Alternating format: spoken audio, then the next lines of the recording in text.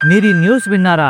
Maharashtra deputy CM Ajit Pawar ఫ్లైట్లో journey చేస్తూ ఒక్కటంటే ఒక్కే క్షణంలో మొత్తం మారిపోయింది. ఒక్క మనిషి కూడా బ్రతకలేదు.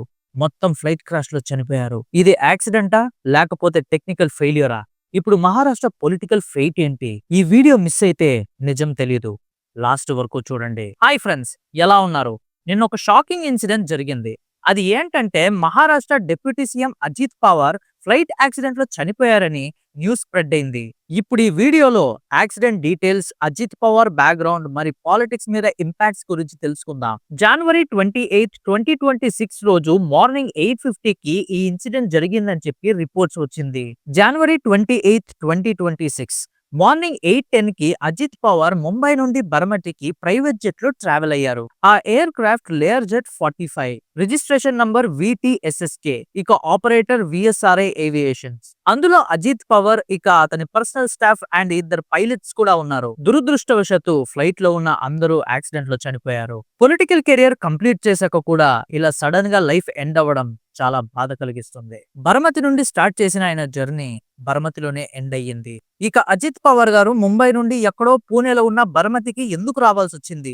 బర్మతిలో లోకల్ బాడీ ఎలక్షన్స్ కోసం క్యాంపెయిన్ చేయడానికి, ఓటర్స్ ని కలవడానికి మీటింగ్స్ ప్లాన్ చేశారు. పార్టీ ఇన్ఫ్లుయెన్స్ పెంచుకోవడానికి అక్కడ క్యాంపెయిన్ చేశారు. లైవ్ ఫ్లైట్ రెడార్ డేటా ప్రకారం ఫ్లైట్ స్మూత్ గా టేక్ ఆఫ్ అయింది. వెదర్ కూడా నార్మల్ గానే ఉంది.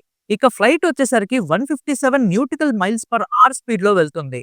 అంటే దగ్గర దగ్గర 290 కిలోమీటర్స్ పర్ అవర్ స్పీడ్ లో వెళ్తుంది. ఇక ఆల్టిట్యూడ్ విషయానికి గాని వచ్చేస్తే 2700 ఫీట్ పైన ఫ్లైట్ అనేది వెళ్తుంది. DGCA ప్రిలిమినరీ రిపోర్ట్స్ ప్రకారం విజిబిలిటీ ప్రాబ్లం వల్ల పైలట్స్ కి రన్వే అనేది క్లియర్ గా కనిపించలేదు. కానీ వెదర్ రిపోర్ట్స్ లో కండిషన్స్ మేనేజబుల్ గానే ఉన్నాయని చెప్పారు. మార్నింగ్ 8:18 కి ఎయిర్ క్రాఫ్ట్ బర్మతి ఎయిర్పోర్ట్ ని కాంటాక్ట్ చేసింది. ఫస్ట్ ల్యాండింగ్ అటెంప్ట్ ని క్యాన్సిల్ చేసి సెకండ్ అప్రోచ్ ని ట్రై చేశారు. ఇది ఎక్కడైనా సరే ఇది నార్మల్ ఏవియేషన్ సేఫ్టీ ప్రాసెస్ కింద కన్సిడర్ చేస్తారు. సెకండ్ అటెంప్ట్ లో కూడా రన్వే అనేది ప్రాపర్ గా కనిపించలేదు. లాస్ట్ మూమెంట్ లో విజిబుల్ అయిందని పైలట్స్ చెప్పి ల్యాండింగ్ కి ట్రై చేశారు. 8:43 కి క్లియరెన్స్ వచ్చింది.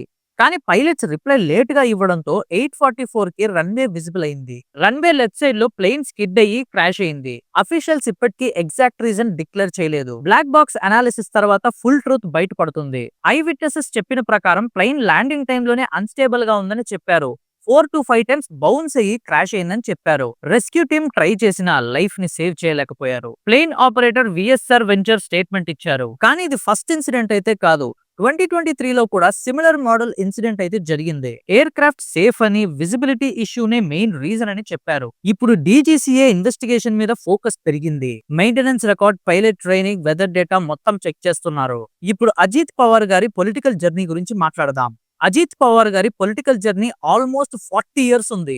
జూన్ 22, 1959 లో అహ్మద్ నగర్ డిస్ట్రిక్ట్ లో జన్మించారు. అజిత్ పవార్ పొలిటికల్ బ్యాక్గ్రౌండ్ నుంచి వచ్చిన దాని వల్ల చాలా చిన్న ఏజ్ లోనే పవర్ స్ట్రక్చర్ ని అర్థం చేసుకున్నారు. అండ్ మహారాష్ట్ర పాలిటిక్స్ లో cooperative banks, sugar factories and irrigation departments చాలా ఇంపార్టెంట్ రోల్ ని ప్లే చేస్తాయి. అజిత్ పవార్ ఈ ఇన్స్టిట్యూట్స్ మీద స్ట్రాంగ్ కంట్రోల్ ని బిల్డ్ చేసుకున్నారు. ఇక 1982లో షుగర్ ఫ్యాక్టరీ బోర్డ్ మెంబర్ అయ్యారు. అండ్ ఇంకా చెప్పాలంటే 1991 లో పూణే డిస్ట్రిక్ట్ లో ఉన్న కోఆపరేటివ్ బ్యాంక్స్ చైర్మన్ కూడా అయ్యారు. అండ్ అదే పొజిషన్ లో 16 ఇయర్స్ వరకు ఉన్నారు. 1991 లో లోక్ సభ విన్ అయ్యారు. తరువాత బరమతి అసెంబ్లీ సీట్ ని కంటిన్యూస్ గా రీటైన్ చేసుకున్నారు. ఆయనకున్న పొలిటికల్ గ్రాస్ రూట్స్ ని బ్రేక్ చేసుకుని ఆయనకంటూ ఒక సెపరేట్ బ్రాండ్ నే కట్టుకున్నారు. అండ్ ఇక 1991 లో NCP లో జాయిన్ అయ్యారు. 2004 లో వాటర్ రిసోర్సెస్ మినిస్టర్ గా పనిచేశారు. అండ్ ఇక 2010 లో డిప్యూటీ సీఎం కూడా అయ్యారు. ఇది టర్నింగ్ పాయింట్ అని కూడా మనం చెప్పుకోవచ్చు. ఆయన డిప్యూటీ సీఎం అయినా కూడా ఫైనాన్స్, ప్లానింగ్, బడ్జెట్ మీద ఫుల్ కంట్రోల్ ఉండేది. ఇంకా క్లియర్ గా చెప్పాలంటే ఒక ప్యారలల్ డిసిషన్ మేకర్ అని మనం చెప్పుకోవచ్చు. 2019 లో బీజేపీ తోటి అలయన్స్ చేసుకొని తర్వాత ఉద్ధవ్ గవర్నమెంట్ లో డిప్యూటీ సీఎం అయ్యారు. 2023 లో పార్టీని స్ప్లిట్ చేసి బీజేపీ తోటి గవర్నమెంట్ ని ఫామ్ చేశారు. పవర్ కోసం ఆల్వేస్ యాక్టివ్ గా ఉంటారని చెప్పి పొలిటికల్ సర్కిల్స్ లో టాక్ ఉంది. కానీ కాంట్రవర్సీస్ కూడా అంతే ఉన్నాయి. Irrigation scam allegations, cost escalation issues, tender manipulation అన్ని చార్జెస్ వచ్చాయి. 2012 లో రిజైన్ కూడా చేశారు. తర్వాత కేసెస్ వీకన్ అయిన తర్వాత కంబ్యాక్ ఇచ్చారు. పూణే లగ్జరీ కార్ యాక్సిడెంట్ లో పోలీస్ కమిషనర్ కాల్ ఇష్యూ కూడా కాంట్రవర్సీ అయింది. ఇన్ఫ్లుయెన్స్ మిస్యూజ్ చేశారని చెప్పి ఎలిగేషన్స్ కూడా వచ్చాయి. NCP ఫ్యూచర్ కన్ఫ్యూజన్ స్టేజ్ లో ఉంది. Sharad Pawar retirement talk, Supriya Sule leadership speculation, పార్టీలో పవర్ స్ట్రగల్స్ పెరిగింది. అజిత్ పవర్ లేకపోతే పవర్ బ్యాలెన్స్ ఎలా ఉంటుందో ఇప్పటి వరకు ఎవరికి క్లారిటీ లేదు. ఈ ఇన్సిడెంట్ మనకి ఒకటి చెప్తుంది, పవర్, మనీ, పొజిషన్ అన్ని పర్మనెంట్ కాదు. లైఫ్ ఒక్క సెకండ్ లో మొత్తం మార్చేస్తుంది. అజిత్ పవర్ మరియు యాక్సిడెంట్ లో చనిపోయిన అందరికీ మా శ్రద్ధాంజలి. మీ ఒపీనియన్ కమెంట్ లో చెప్పండి. వీడియోని లైక్ చేయండి, షేర్ చేయండి. ఛానల్ ని సపోర్ట్ చేయాలంటే సబ్స్క్రైబ్ కూడా చేయండి. నెక్స్ట్ వీడియోలో కలుద్దాం. జై హింద్.